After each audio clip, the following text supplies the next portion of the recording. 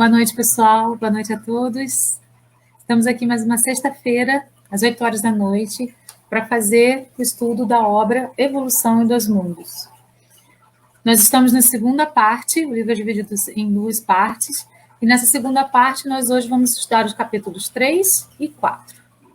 Para iniciar, vamos fazer uma oração, pedindo a espiritualidade superior, pedindo aos nossos mentores, pedindo aos nossos anjos da guarda, para que abram os nossos canais de entendimento, para que possam estar conosco, nos ajudando a compreender todos os processos que vão ser explicados aqui hoje por André Luiz, através da psicografia de Chico Xavier, para que tudo que for dito possa fazer parte da nossa vida diária, para que a gente transforme em aprendizado e para que a gente coloque em prática no nosso dia a dia. Me coloco agora a serviço da espiritualidade superior para transmitir a mensagem para quem quiser ouvir. Assim é, que assim seja. Vamos então iniciar o estudo de hoje. O capítulo 3, ele fala sobre corpo espiritual e volitação, e o capítulo 4, linhas mórficas dos desencarnados. Vamos então para o primeiro, que é o 3, né? Nós vamos utilizar a seguinte bibliografia para compor o estudo de hoje. Esses livros, então, vão nos ajudar aí na composição daquilo que nós vamos falar hoje sobre esses dois capítulos. Vamos para o primeiro, então, corpo espiritual e volitação. Segundo André Luiz, nós temos 5 corpos. O nosso corpo físico, ele é composto pelo corpo físico e pelo duplo etérico. Aí a gente tem um perispírito que guarda o nosso corpo mental, que liga o perispírito ao espírito. Então, nós temos aí essa composição dentro daquilo que André Luiz define. Corpo espiritual é também chamado perispírito. Então, quando vocês ouvirem falar corpo espiritual ou perispírito, são sinônimos. Perispírito, substância que serve de envoltório ao espírito. Segundo André Luiz, o que liga o perispírito ao espírito é ainda um outro corpo sutil chamado corpo mental, que é assim, definido por André Luiz. Esses dois primeiros aqui, o corpo físico e o duplo etérico, nós recebemos no momento em que nós estamos no processo de gestação, né? A nossa mãe puxa o fluido cósmico do planeta que a gente vai reencarnar, e ali forma o nosso corpo físico, que é composto por corpo físico e duplo etérico. O corpo físico é esse que a gente vê, esse que a gente está aqui, que a gente anda, que a gente caminha pelo mundo.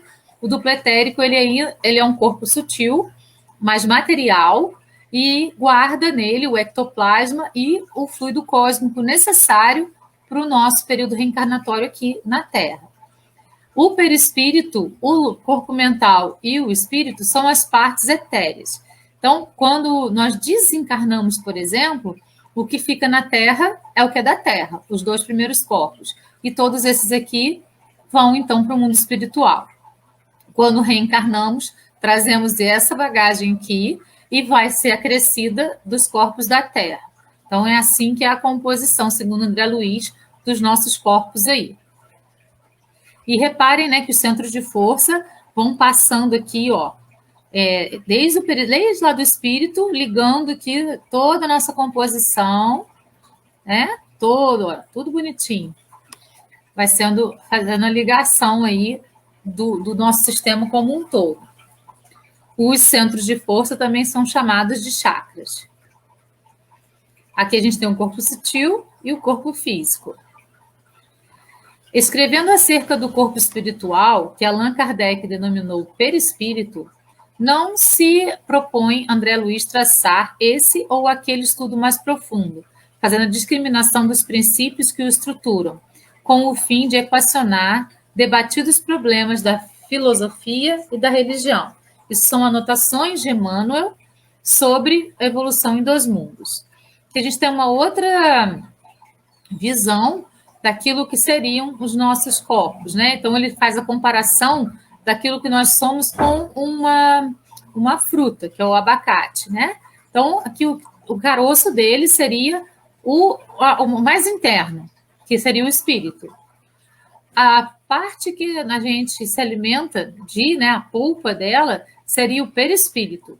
E a casca, que a gente joga fora, seria, então, o nosso corpo físico. Então, essa é a parte mais material, vamos dizer assim, aquela que fica na Terra.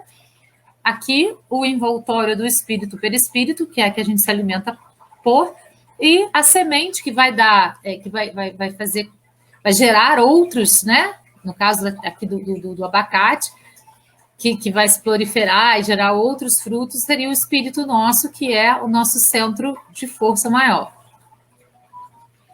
Podemos receber alguma informação sobre a volitação, que é o tema desse capítulo, né?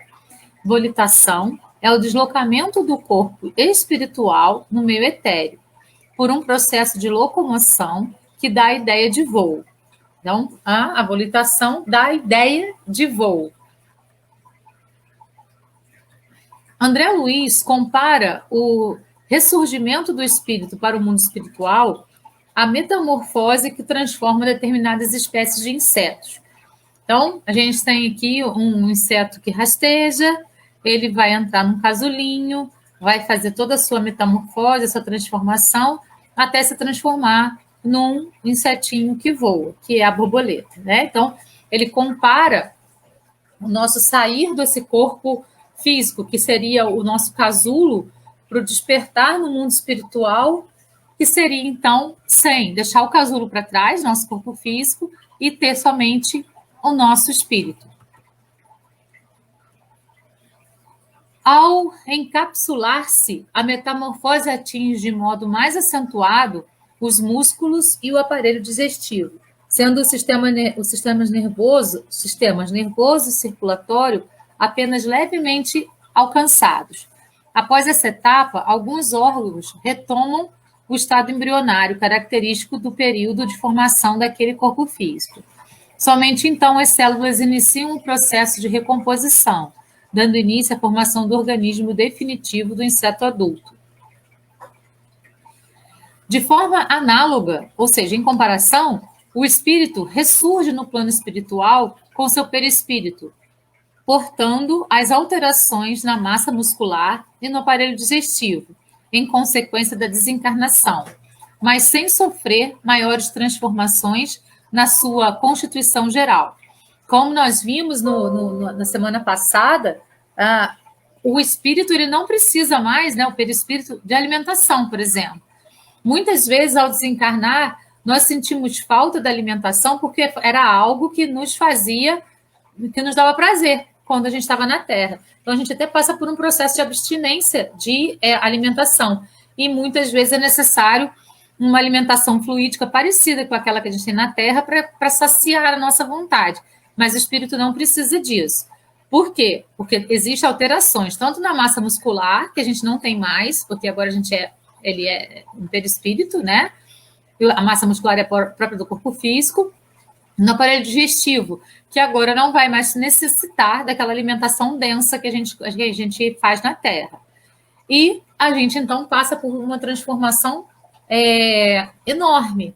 Né? Só de deixar o corpo físico na Terra é um peso enorme que a gente vai deixando aí, né, na Terra, e vai com o nosso perispírito.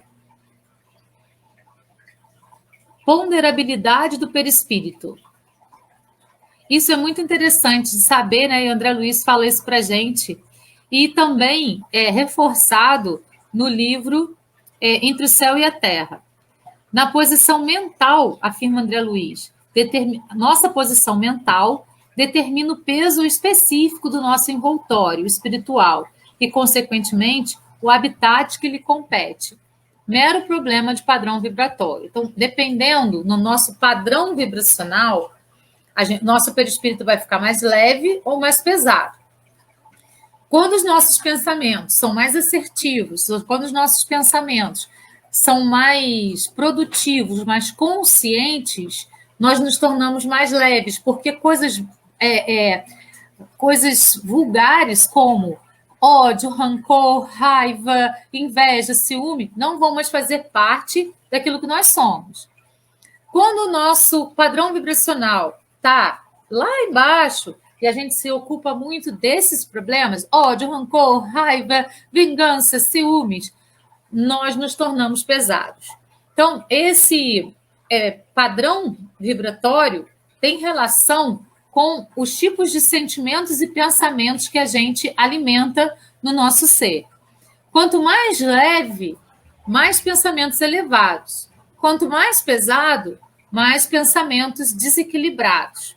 Nós reencarnamos de acordo com o padrão vibratório, com o peso do nosso perispírito. Então, nós estamos no planeta certo na hora certa, porque o nosso peso espiritual nos mandou para cá, porque nós temos o mesmo peso da maioria dos habitantes da Terra, a não ser aqueles que estão aqui por missão, né? Esses são mais leves e vieram aqui para poder, então, fazer a missão deles lá de acordar a humanidade, de mostrar coisas positivas para ela, né?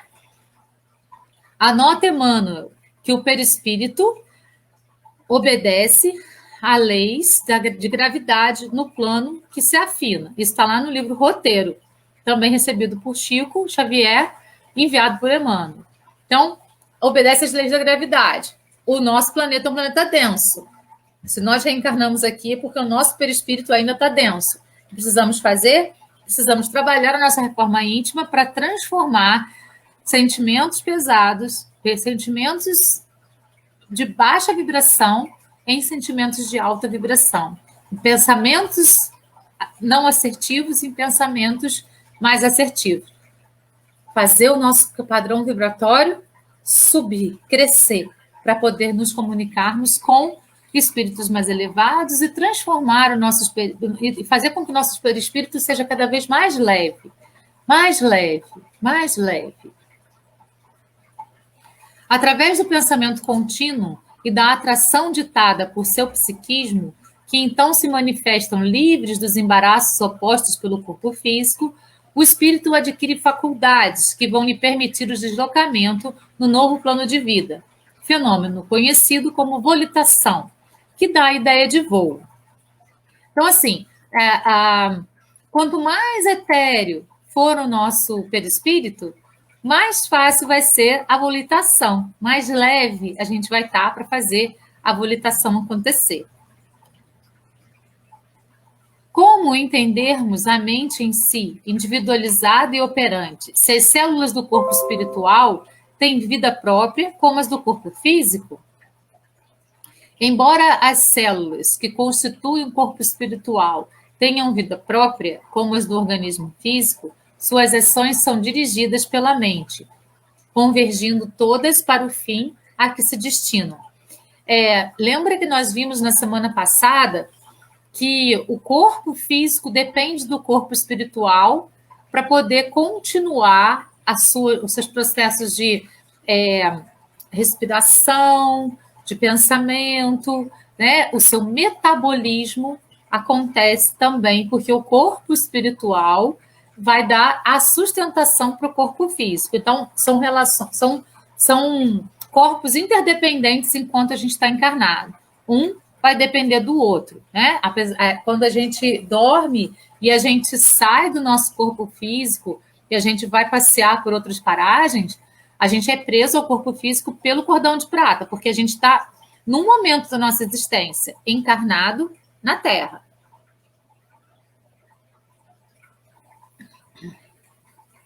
Então, as células, elas também vão trabalhar nesse sentido. Tudo vai convergir para o fim a que se destina. Tudo vai trabalhar em harmonia, né? Para que possa acontecer toda a transformação quando o perispírito se desliga do corpo físico e vai para o mundo espiritual. André Luiz compara a uma fábrica no mundo corporal, em que suas peças são supervisionadas e comandadas por uma gerência, todas operando no sentido de um fim colimado, no caso, um determinado produto. Quais os mecanismos das alterações de cor, densidade, forma, locomoção e ubiquidade do corpo espiritual? Primeiro vamos ver o significado de ubiquidade. É a faculdade divina de estar concomitantemente presente em toda parte. a gente sabe que o espírito ele viaja na velocidade do pensamento, né? Que é mais rápido que a velocidade da luz. Então, e ele pode estar ao mesmo tempo em muitos lugares. Isso para a gente ainda é muito abstrato, né? Mas ele tem essa característica. Segundo André Luiz, não há como explicar de maneira clara os mecanismos dessas ocorrências: cor, densidade, forma, locomoção e ubiquidade. Por faltar uma terminologia adequada na linguagem terrena.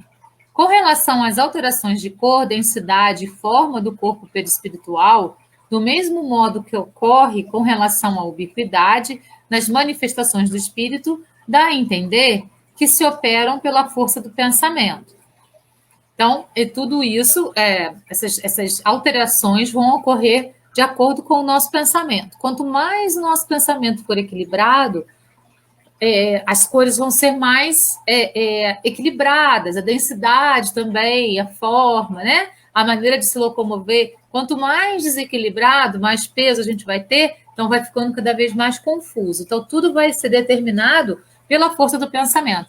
Reparem que como que o pensamento é poderoso. Ele determina muitas coisas na nossa existência, né? Muitas coisas na nossa existência.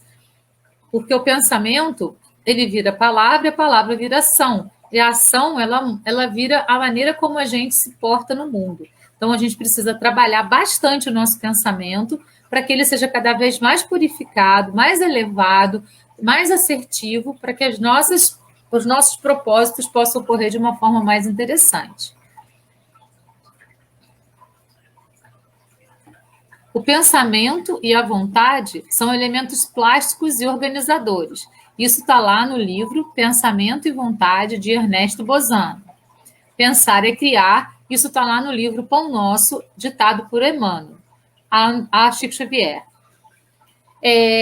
Nós somos co-criadores, né? Nós somos co-criadores, o Criador nos deu essa possibilidade de co-criar. E nós co-criamos a partir daquilo que pensamos, a partir daquilo que projetamos, a partir dos nossos pensamentos que podem ser equilibrados ou desequilibrados. Então, nós co-criamos de acordo com aquilo que acreditamos e de acordo com aquilo, então, que pensamos e que transformamos em palavras e em ações. Ubiquidade. Certa feita, Antônio de Pádua estava pregando na Itália para uma multidão de fiéis, quando, de súbito, e fica imóvel. Para de súbito e fica imóvel. Os ouvintes, reconhecendo os dons do santo, ficaram a esperar em silêncio profundo, por saberem que o místico de Pádua poderia estar em colóquio com os céus. Naquele mesmo momento, em Portugal, seu pai, o senhor Martinho de Bulhões, estava sendo condenado injustamente pela morte de um homem. O pregador franciscano, usando de recursos de ubiquidade, aparece no tribunal e propõe-se a defender o réu. As suas palavras, sobremaneira eloquentes, acalmaram as testemunhas mais irritadas, fazendo-as pensar no crime que estavam cometendo, ao afirmarem mentiras diante de um tribunal, visando a umas poucas moedas. Então, percebemos que Antônio de Pádua não foi um espírito que tinha o mesmo peso perispiritual compatível com a Terra. Foi um espírito muito iluminado que veio até a Terra em missão para poder passar para a gente muitas coisas que são possíveis. Quem tem fé no tamanho de um grão de mostarda é capaz de mover montanhas. Nós não temos ideia das capacidades do nosso cérebro, do nosso espírito, principalmente, para poder mover montanhas, assim como Antônio de Pádua fez. Em que condições o corpo espiritual de um desencarnado sofrerá compressões, escoriações ou ferimentos? Vamos lembrar, né, no livro Nosso Lar, quando o André Luiz desencarnou no hospital, ele tinha uma ferida no lugar em que ele tinha o câncer. Essa ferida foi feita porque abriram o corpo dele e não conseguiram salvá-lo daquela doença. Mas, quando ele chegou no hospital espiritual, ele tinha escoriações no rosto, nos braços, e aquela ferida estava muito mais aberta do que quando ele estava no hospital, né? Quanto a ferimentos e lesões, de um modo geral, guardada a devida relatividade, o autor explica que se dá nas mesmas condições que acontece com o corpo físico na vida da Terra. Então, a gente precisa tomar cuidado, porque o nosso perispírito ainda é um corpo semimaterial. Então, ele também sofre escoriações, compressões e ferimentos, né? Então, precisamos tomar cuidado para isso não acontecer. Como ele chegou no hospital completamente debilitado, todo machucado, muito mais do que ele saiu no hospital terreno. Lá no livro Os Mensageiros, no capítulo 20, que se intitula Defesas contra o Mal, ele diz assim: mas e as armas? Perguntei, acaso são utilizadas? Como não, disse Alfredo presunçoso. Não temos balas de aço, mas temos projéteis elétricos. Naturalmente, a ninguém atacamos. Nossa tarefa é de socorro e não de extermínio. Então, existem casas de socorro no umbral que contêm armas, que protegem essas casas de invasões daqueles que estão acostumados a fazer isso na Terra. E esses espíritos, eles só entendem a linguagem da força. Por isso, as armas estão lá, mas não são utilizadas porque ninguém quer machucar ninguém, né? O objetivo dessas colônias que ficam lá no umbral é resgatar pessoas e não ferir pessoas. No entanto, aduzir sob forte impressão. Qual o efeito desses projéteis? Assustam terrivelmente, respondeu ele sorrindo, e, sobretudo, demonstram as possibilidades de uma defesa que ultrapassa a ofensiva. Mas apenas assustam? Tornei a interrogar. Alfredo sorriu mais significativamente e acrescentou: meu amigo, se já não estamos na carne, busquemos desencarnar também dos nossos pensamentos. As criaturas que se agarram aqui a impressões físicas estão sempre criando densidade para os seus veículos de manifestação. Da mesma forma que os espíritos dedicados às regiões superiores estão sempre purificando e elevando esses mesmos veículos. Nossos projéteis, portanto, expulsam os inimigos do bem através de vibrações do medo, mas poderiam causar ilusão da morte, atuando sobre o corpo denso dos nossos semelhantes menos adiantados no caminho da vida. Então, tudo é fruto do nosso pensamento. Se a pessoa desencarnou e ela tem todas as sensações físicas e acha que o corpo dela ainda ainda permite morte, ela já está no mundo desencarnado, ela vai ter a sensação de morte, e vai acordar num momento posterior sem entender de novo nada, né? Então, isso vai depender do nosso pensamento. Quanto mais a gente se purifica, mais a gente compreende essa grandiosidade do mundo e mais leve a gente vai ficando. Quanto mais apegado à matéria, mais a gente vai ficando denso e mais preso a todas as mazelas que a matéria nos impõe. Qual é a ordem de formação dos centros vitais pelo princípio inteligente no seu corpo espiritual? Os centros vitais são também chamados de chakras. A formação dos centros vitais no corpo espiritual pelo princípio inteligente dá-se com o início de vida das células, sob a direção e supervisão dos orientadores espirituais, esclarece o autor. Contudo, que não dispõe ainda de conhecimentos técnicos que os permitam penetrar nos mecanismos de aparecimento e desenvolvimento dos órgãos no ser vivo. Então, a gente viu lá na imagem dos corpos, né, que o centro de força vem desde o espírito, passando pelo corpo mental, pelo perispírito, pelo duplo etérico, até chegar no corpo físico. Então, a ligação que nós temos. E nós adquirimos as doenças, a gente adquire todas as mazelas, danificando esses centros de força, que vão, então, danificar a parte do nosso corpo físico na qual ele atua.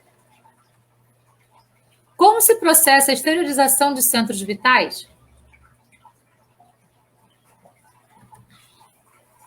Associando conhecimento magnético e sublimação espiritual. Os cientistas humanos chegarão, por si próprios, à realização referida, como já atingiram noções preciosas quanto à regressão da memória e exteriorização da sensibilidade. Então, pouco a pouco, isso que é visto como misticismo hoje por muitos, vai ser comprovado cientificamente pelos cientistas humanos também. E aí eles vão perceber que tudo isso que era visto como misticismo tem relação direta com a saúde do organismo também físico. No Evangelho segundo o Espiritismo, no capítulo 17, cujo título é Sede Perfeitos, os bons espíritos diz assim: há homens de notória capacidade que não a compreendem, ao passo que inteligências vulgares, moços mesmo, apenas saídos da adolescência, lhe apreendem com admirável precisão os mais delicados matizes.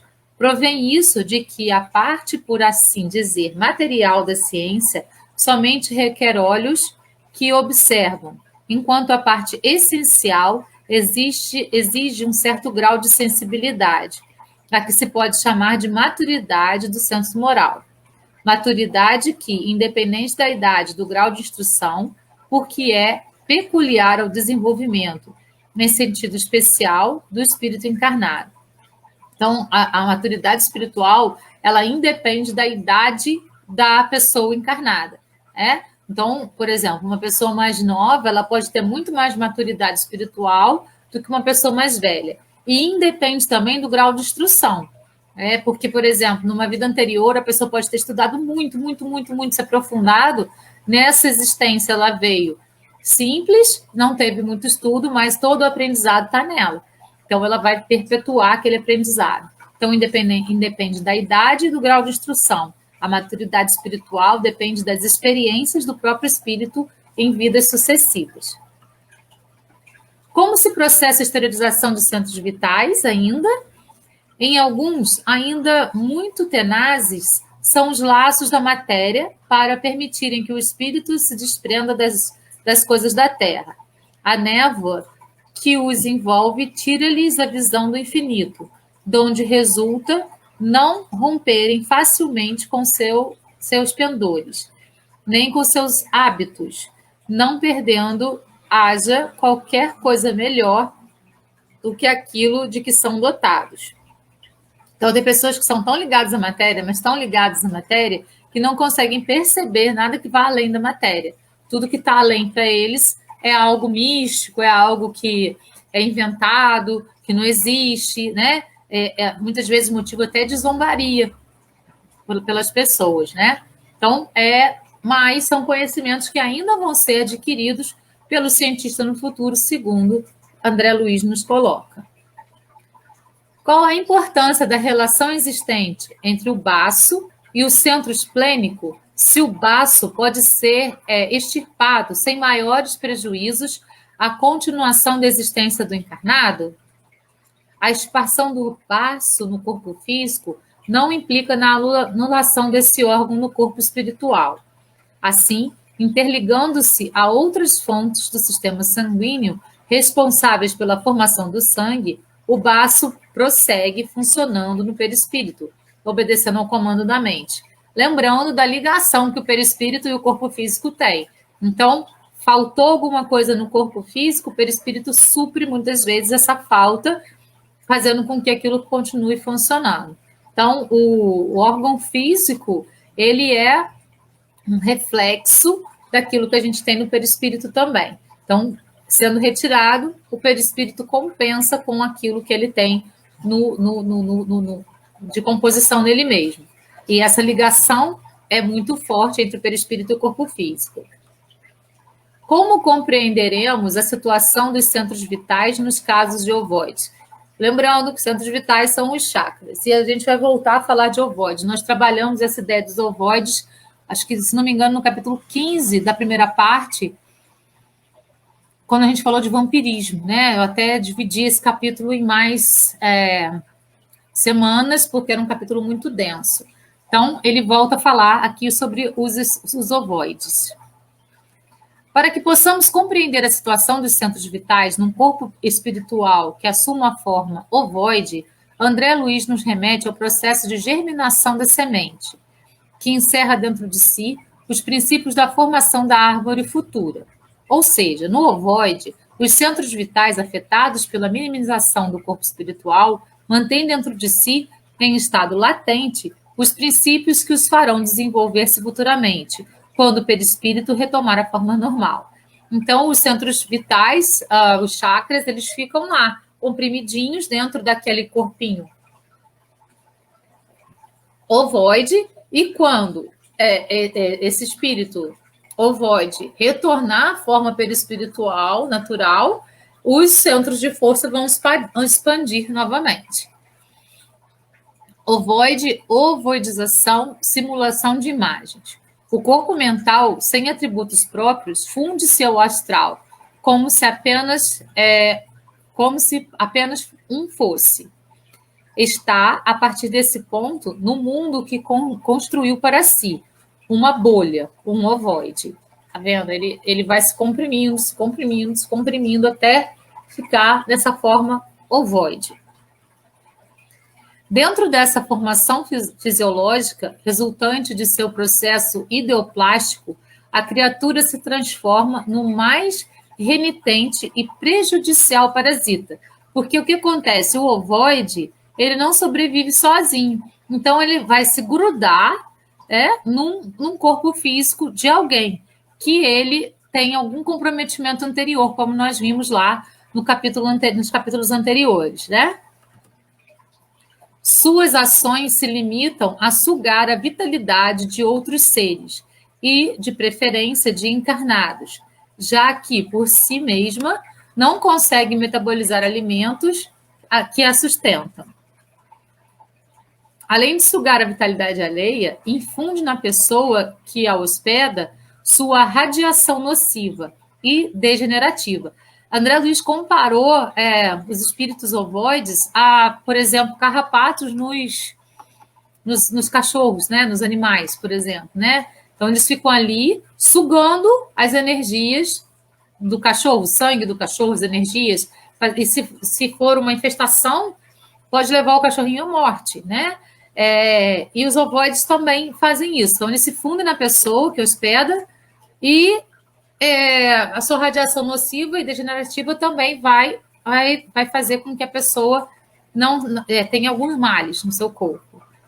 Verdadeiro estado de mórbida hipnose, cuja ligação provoca simbiose, na qual a mente encarnada, o hospedeiro, a ela ligada, vai perdendo a vontade própria e passa a ser o instrumento daquela consciência encerrada no ovoide. Então, isso vai acontecendo, o ovoide vai hipnotizando. Gente, é muito importante a gente lembrar que toda obsessão ela tem dois movimentos. O movimento do obsessor, que quer obsediar, e o movimento do obsediado, que abre portas para o obsessor. Geralmente, o ovoide e o obsessor, eles têm problemas de vidas anteriores, e eles se unem por conta desses problemas, que fazem com que eles tenham afinidade. Então, é sempre uma via de mão dupla, não é uma coisa assim, o ovoide, vou escolher aquele ali e pronto. Não, se ele for um espírito preparado, se ele for um espírito em oração, se ele for um espírito iluminado, o ovoide não vai estar ali, né? E se tiver, vai haver, se esse espírito, então, que está hospedando esse ovoide, se iluminar tanto, vai haver um processo de separação. No estágio mais avançado desse parasitismo, o encarnado, além de instrumento, se torna propriedade do ovoide, tal o enraizamento entre ambos. Então, eles se tornam como se fosse um só, né? E o ovoide toma conta das vontades daquele que ele está obsediando. Elucidando que o parasita ovoide se amanta ao campo psicosférico das pessoas cujas emanações mentais os atraem, tá vendo? Então, assim, o pensamento dos dois vão ser pensamentos compatíveis, do ovoide e daquele espírito que está recebendo o ovoide. Então, abriu porta, o mesmo tipo de pensamento. Então, eu tenho um pensamento de baixa vibração. Esse ovoide tem o mesmo tipo de pensamento meu de baixa vibração. Eu estou atraindo ele para o meu sistema, certo? Descrevendo o acontecimento obsessivo, André Luiz, no livro Libertação, nos relata começando a dizer que ligadas a algumas pessoas haviam umas formas esferoidais. Destas, algumas apresentavam algum movimento em torno dos indivíduos e outras estavam estacionadas, todas, porém, ligadas às áureas de seus hospedeiros e nelas se vitalizando. Assim diz o autor, semelhavam-se a pequenas esferas ovoides, ao jeito de grandes amebas, respirando naquele clima espiritual. A figura ao lado faz essa representação, onde vemos as manchas ovoides, impregnando a áurea da pessoa. A seguir, para falar da origem dessas metamorfoses que transformam um corpo astral em forma ovoide, o autor informa que os ignorantes e os maus, os transviados e os criminosos também perdem um dia a forma perispiritual, pela densidade da mente saturada de impulsos inferiores. Não conseguem elevar-se e gravitam em derredor das paixões absorventes que por muitos anos elegeram em centro de interesses fundamentais. Então, está no livro Libertação. Lembrando que tudo é escolha. Então, eles escolhem ficar sempre nesse pensamento de crimes, né? De impulsos inferiores. Eles sempre estão ali, gravitando nesse tipo de paixão inferior. Então, eles vão perdendo a forma perispiritual e acham mais fácil se prender ao corpo de um espírito que tenha energias compatíveis com as dele, para poder sugar as energias do outro.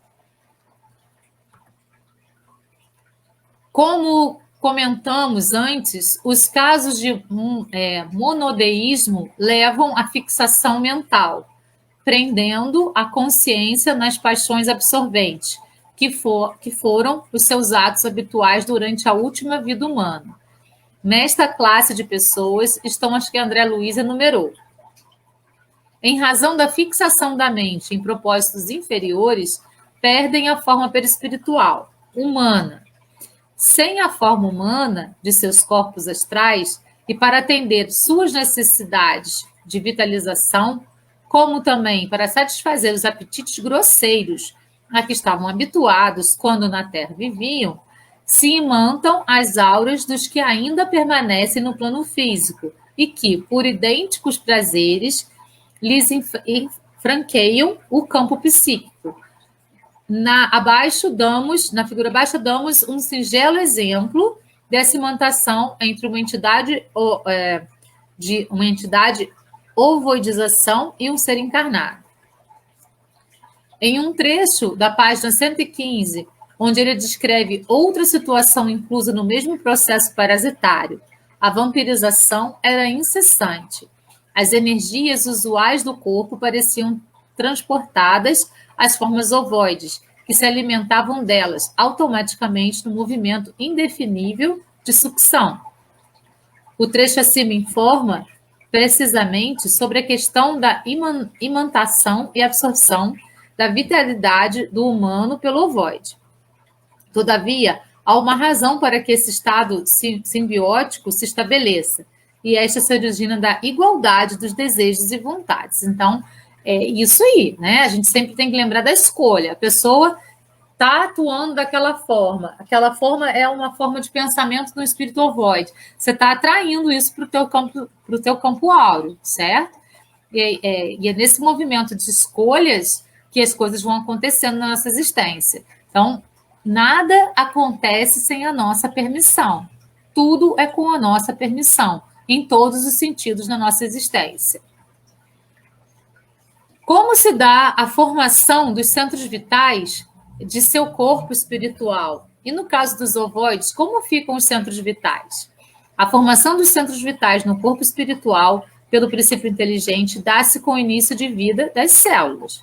No ovoide, os centros vitais, afetados pela minimização do corpo espiritual, mantêm dentro de si, em estado latente, os princípios que os farão desenvolver-se futuramente, quando o perispírito retornar à forma normal, né, como a gente viu ainda há pouco. Então, essa foi o capítulo 3, esse foi o capítulo 3 da segunda parte. Nós vamos, então, para o capítulo 4, linhas mórficas dos desencarnados. A que diretrizes obedecem as entidades desencarnadas para se apresentarem morfologicamente? Ao retornar ao mundo espiritual nos primeiros momentos, o espírito se apresenta com a forma que mantinha no mundo corpóreo. Essa forma pode se modificar para uma melhor apresentação, conforme a faixa vibratória em que se situe, pois refletirá sempre o seu estado mental. Reparem essa questão do estado mental, né? A questão do pensamento. Então, se a pessoa se mantiver no mesmo nível de pensamento que ela estava quando encarnado, ela vai manter as mesmas características de quando encarnado. Se ela entender que ela desencarnou e agora ela pode projetar o seu corpo para um estado mais aprimorado, ela vai projetar. Então, isso vai depender tudo do estado mental dela. Então, aqui tem um exemplo de um cadeirante. Ele fica, eu não posso andar, eu não posso andar, eu não posso andar, eu não posso andar. Se ele desencarna pensando assim, ele vai continuar sem andar, até ele entender que agora, desencarnado, ele não tem mais as limitações do corpo físico. Refletindo o seu estado mental dominante, o espírito apresentar-se-á com a forma de homem ou mulher, conforme a sua vida íntima o determine, ou seja, com a feição masculina ou feminina determinada pelo seu psiquismo. Então, vai manter a forma feminina ou masculina dependendo daquilo que ele considera ser mais adequado para ele, que faça mais sentido para ele.